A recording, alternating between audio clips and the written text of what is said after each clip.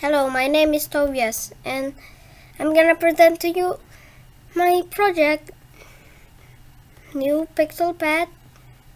The name of it is just game, and there's a lot of files.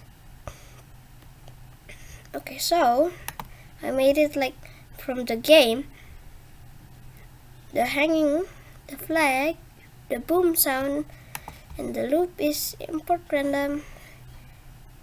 Now this, I don't need to use this, but if game score equals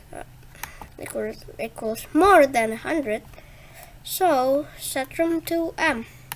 It just said click to play to restart. Or my idea is like this print needs to be like in the game so it doesn't repeat like 1,000 times. So let's see it.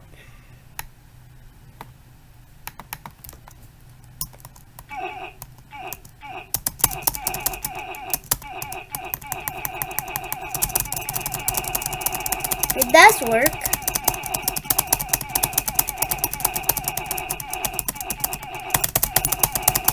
Oh yeah, I used the random one there, so it's like weak pull and like pull, big pull and strong pull and super. It's just random, and that is loud.